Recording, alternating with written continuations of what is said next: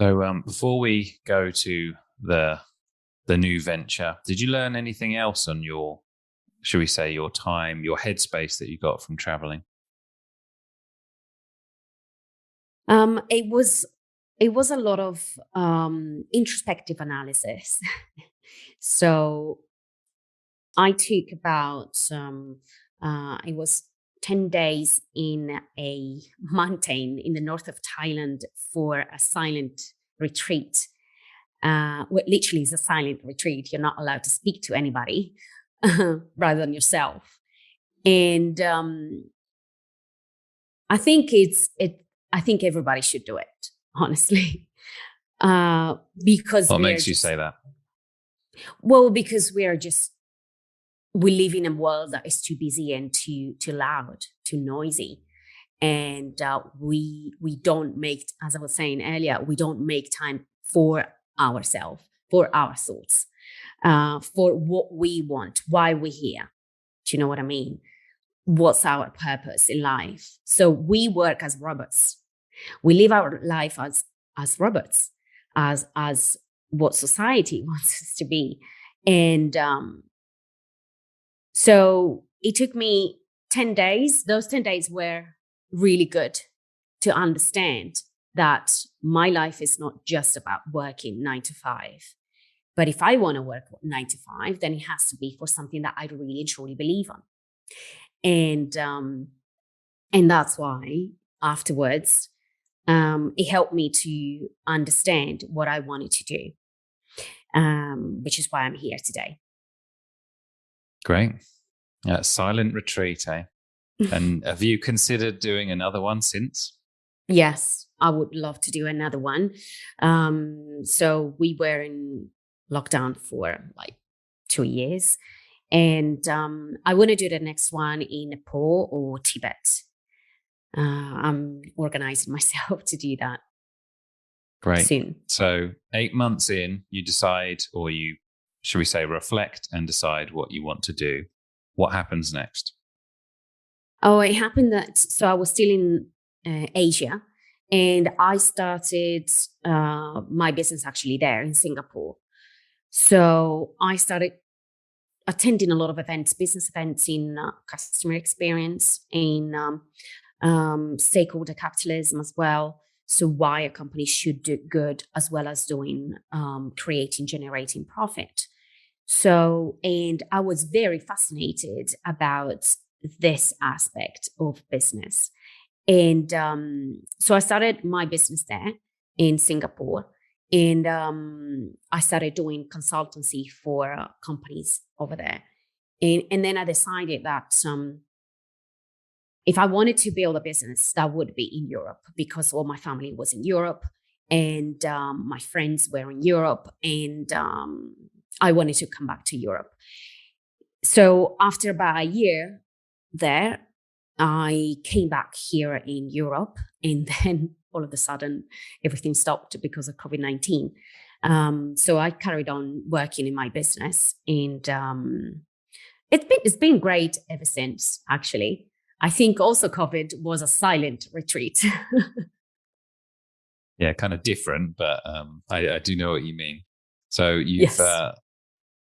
you said you traveled for a year and you're 8 months in. So I'm guessing that's about 4 months of seminars, education on certain Yes. topics. When do you get your first client, first paying client? Oh, it was actually right away, because when I stopped working for my previous employment, then after a bunch of months, I started freelancing and doing a bit of marketing alongside, and doing user experience improvements for websites, and also a bit of um, customer experience projects. So I started doing freelancing. Obviously, I needed to work. And that was after a few months, but it wasn't full time. So it was one project here, one project there. So I was trying to understand, do I want to still do this freelancing for a long time or not? Then biggest client was 2019. Biggest client was in 2019 for a big multinational. It was a training, a workshop actually, that I did for a big multinational. And then I did for them a longer project, which was involved in optimizing their customer experience, designing their customer experience. So I would say biggest one was about after a year and a half. Yeah. Okay. So you had a bit of a side hustle going on. And Yes. Would you say what happened when you come back to, is it Italy that you started your business after you got back from Singapore? Yes, I came back here. Yes. So would you say it all starts to take off at that point? Yes, absolutely. So can you share with us what that looks like?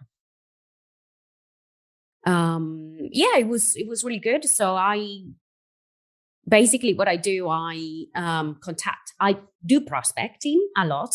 So I use LinkedIn quite a lot for looking for new business. But also my existing clients and past clients, they pass the words to other of their acquaintances and people that they know. So I work a lot on referrals. LinkedIn is my main social network, of course, and that brings a lot of business. For example, a lot of speaking opportunities come from there. A lot of workshops come from there. So that's basically where my main business opportunities come from. A lot of them, as I said, come from referrals. So existing clients or word of mouth. So in terms of, I have heard LinkedIn be very good for business to business type activities. If it doesn't necessarily need to be in your business, but if any sort of business, B2B business, if they were just starting out, what kind of advice would you give them about what you've learned so far? I would say create a lot of content. So you need to create your kind of personal brand. Use your personal profile. Don't use your business page, because LinkedIn prefers you to use. So it gives priority to